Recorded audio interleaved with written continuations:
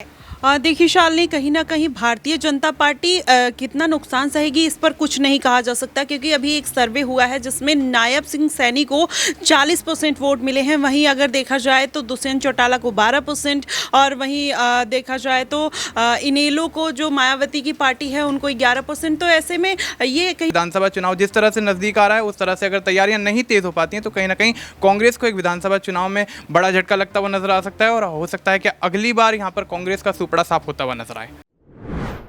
नमस्कार, मैं शालिनी और आप देख रहे हैं हमारा खास प्रोग्राम सियासी पंचनामा।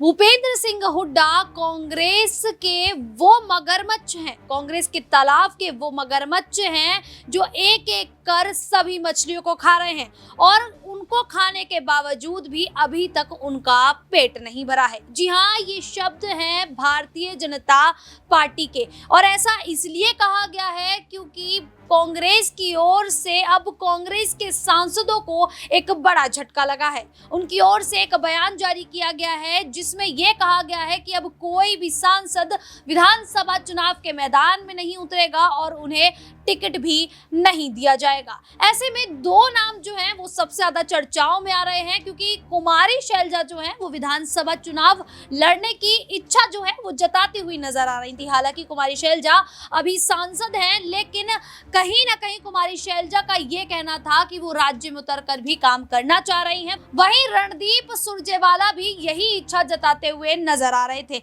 लेकिन अब जिस तरीके से कांग्रेस की ओर से ये बयान सामने आया कि किसी भी सांसद को टिकट नहीं दिया जाएगा, क्या ऐसे में अगर दीपेंद्र सिंह हुड्डा को टिकट मिल जाता है तो कुमारी शैलजा क्या बागी सुर अपनाती हुई नजर आएंगी? और एक बार फिर से कांग्रेस पर वही इल्जाम लगता हुआ नजर आ रहा है, भूपेंद्र सिंह हुड्डा पर वही इल्जाम लगता हुआ नजर आ रहा है जो किरण चौधरी ने भी लगाया था। जी हाँ, उन्होंने इल्जाम लगाया था कि भूपेंद्र सिंह हुड्डा पूरी कांग्रेस पार्टी में केवल अपनी ही चलाते हैं और बाकी नेताओं की नहीं सुनते हैं। आज इस पूरे मुद्दे पर चर्चा करेंगे। न्यूज रूम में मौजूद है अपने वरिष्ठ पत्रकार अमन सर से जानने की कोशिश करेंगे। सर, जिस तरीके से अब कांग्रेस की ओर से बड़ा बयान सामने आया है कि अब किसी भी सांसद को टिकट नहीं दिया जाएगा, ऐसे में कुमारी शैलजा जो है वो कहीं ना कहीं इच्छा जाहिर कर रही थी विधानसभा चुनाव में उतरने के लिए। लेकिन अब अगर दीपेंद्र सिंह हुड्डा भी सांसद है, अभी चुने गए हैं,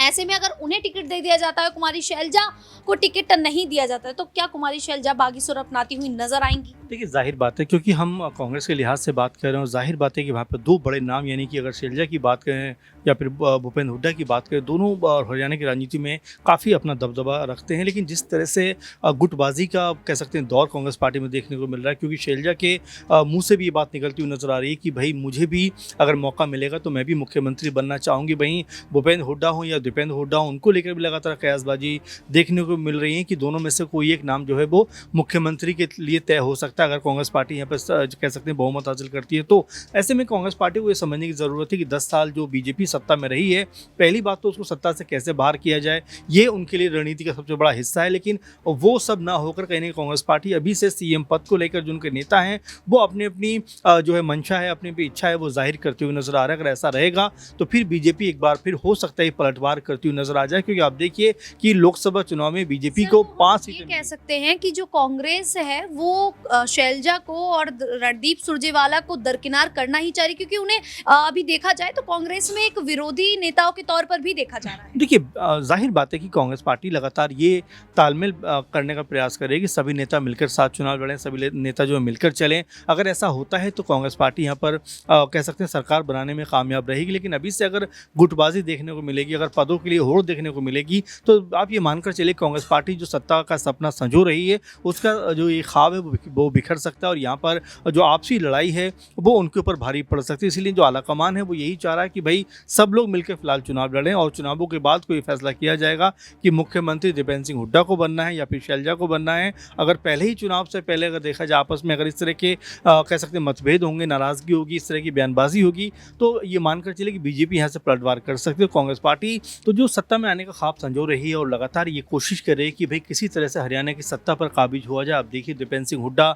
जब विनेश फोगाट बाहर कह सकते हो ओलंपिक से इंडिया आती हैं तब उनके साथ साथ नजर आते हैं। इसके अलावा शैलजा जो है वो भी कहीं ना कहीं जो पदयात्रा के जरिए या लोगों से जनसंपर्क के जरिए लगातार अपना पक्ष मजबूत करने में लगी हुई है। तो देखिए ये सब जो चीज़ें होती है, ये सब जो फैसले होते हैं, ये पार्टी के बंद कमरों में बैठ के होते हैं, उसके बाद कोई एक नाम पर मोहर लगाई जाती है। लेकिन अभी से अगर इस तरह के लड़ाई झगड़े होंगे, इस तरह की बातें होंगी, तो यहाँ पर कांग्रेस पार्टी को ये चीज़ें भारी पड़ती हुई नजर आ सकती हैं। बिल्कुल, कांग्रेस पार्टी को ये सभी चीजें भारी पड़ती हुई इसलिए भी नजर आ सकती है क्योंकि कांग्रेस पार्टी में गुटबाजी का दौर जारी है। यहाँ एक तरफ है दीपेंद्र सिंह हुड्डा का गुट, तो दूसरी तरफ है कुमारी शैलजा का गुट। दोनों ही अपनी अलग अलग यात्राएं निकाल रहे हैं, लेकिन ऐसे में जिस तरीके से अब कुमारी शैलजा को लेकर कांग्रेस पार्टी जो है उन्हें दरकिनार सा करती हुई नजर आ रही है कि कुमारी शैलजा बागी सुर अपनाएंगी भी या नहीं। वहीं दूसरी तरफ देखा जाए तो भारतीय जनता पार्टी अपने नेताओं को साधने का प्रयास कर रही है और कोशिशें कर रही है कि कोई भी जो नेता है वो उनसे नाराज ना हो, जिसके चलते भारतीय जनता पार्टी को नुकसान झेलना पड़े। मनीष से जानेंगे। मनीष, एक तरफ है भारतीय जनता पार्टी और दूसरी तरफ है हरियाणा में कांग्रेस हालांकि इस बार लोकसभा चुनावों में बेहतर प्रदर्शन करती हुई नजर आई। 5 सीटें भारतीय जनता पार्टी से छीनकर अपने खाते में डाल लेती है, लेकिन अब जिस तरीके से कांग्रेस में ये मतभेद की स्थिति पैदा हो रही है, इसका कितना नुकसान जो है कांग्रेस को झेलना पड़ सकता है और क्या एक बार फिर से भारतीय जनता पार्टी हरियाणा में अपना कब्जा करती हुई नजर आएगी? बिल्कुल शालिनी, देखा जा रहा है जिस तरह से कांग्रेस और भारतीय जनता पार्टी एक दूसरे के खिलाफ चुनावी मैदान में तो उतरी हुई हैं, लेकिन देखा गया कि लोकसभा चुनाव में किस तरह से कांग्रेस ने बेहतर प्रदर्शन किया। लेकिन अगर उसी रणनीति के सहारे अगर कांग्रेस यहाँ पर चलती है तो इसी तरह से विधानसभा चुनाव में भी बेहतर प्रदर्शन कर पाएगी। लेकिन अगर देखा जा रहा है जिस तरह से भूपेंद्र सिंह हुड्डा और कुमारी शैलजा के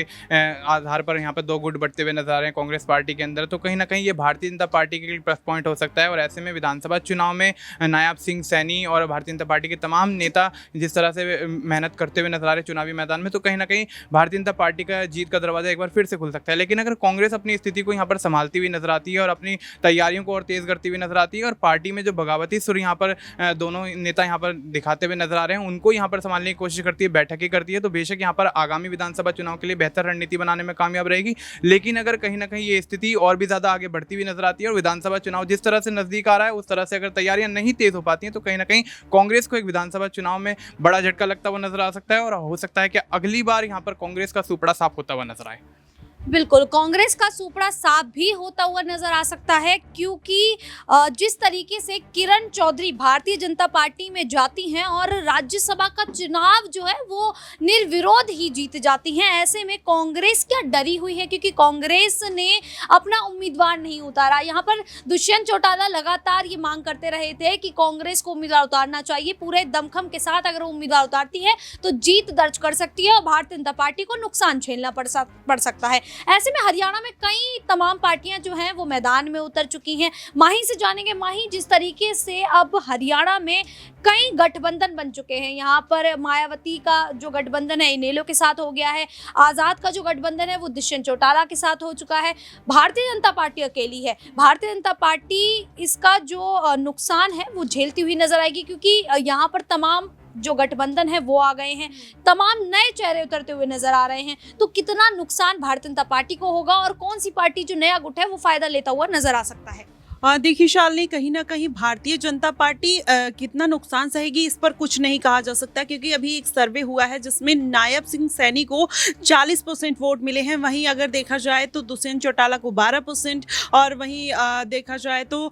इनेलो को जो मायावती की पार्टी है उनको 11%। तो ऐसे में ये कहीं ना कहीं रास्ता साफ होता हुआ नजर आता है और हमेशा से कांग्रेस की जो स्ट्रैटेजी रही है कोई ऐसा फेस ना चुनना चाहिए। आपने लोकसभा चुनाव में देखा कि कोई PM फेस नहीं चुना। वहीं हरियाणा कुमारी शैलजा ये बयान में बोलती हुई नजर आई कि हम अभी कोई मुख्यमंत्री चेहरा नहीं दिखाएंगे, नहीं बताएंगे। तो इससे ये जाहिर होता है कि कांग्रेस के मन में भी अभी कहीं ना कहीं इस बात का डर है। चाहे मायावती ने इनेलो के साथ भले ही गठबंधन किया है लेकिन उनका जो गठबंधन का रिकॉर्ड है वो बहुत ज्यादा अच्छा देखने को नहीं मिलता है, तो उससे बहुत ज्यादा फायदा नहीं होगा। वहीं उत्तर प्रदेश में मायावती की वजह से 16 से 17 सीटों पर जो भारतीय जनता पार्टी को फायदा मिला वो कहीं ना कहीं हरियाणा में भी देखने को मिल सकता है क्योंकि मायावती और आजाद एक दूसरे दूसरे का वोट काटते हुए नजर आएंगे और जाहिर तौर पर इसका फायदा कांग्रेस पार्टी को नहीं बल्कि भारतीय जनता पार्टी को होगा और उसमें जाट वोट बैंक जो है वो कहीं ना कहीं इफेक्ट डाल सकता है। दुष्यंत चौटाला जिस तरीके से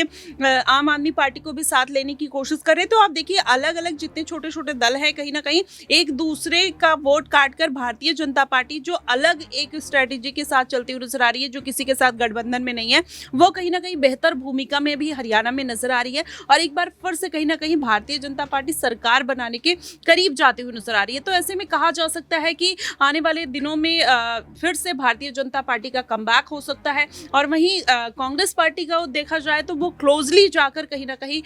फिर वो उसको बैकफुट पे जाना पड़ेगा और यही स्थिति अगर चाहे आज़ाद के साथ देख लिया जाए, मायावती के साथ देख लिया जाए, बनते हुए नजर आ रही है। बिल्कुल, अब यहाँ पर हरियाणा में यही देखना होगा कि हरियाणा में आखिरकार कौन कितनी सीटें जीतकर अपने खाते में डालता है। हरियाणा में 90 विधानसभा सीटों पर 1 अक्टूबर को मतदान होगा और 4 अक्टूबर को मतगणना होगी। नतीजे सामने आ जाएंगे कि आखिरकार भारतीय जनता पार्टी कितनी सीटों से जीत दर्ज करती है या कितनी सीटों से हार जाती है। फिलहाल अब इस पूरे मुद्दे पर आप लोगों की क्या राय है, हमें कमेंट करके जरूर बताइएगा। इसी प्रकार की देश दुनिया से जुड़ी खबरों के लिए देखते रहिए नेक्स्ट 9 न्यूज।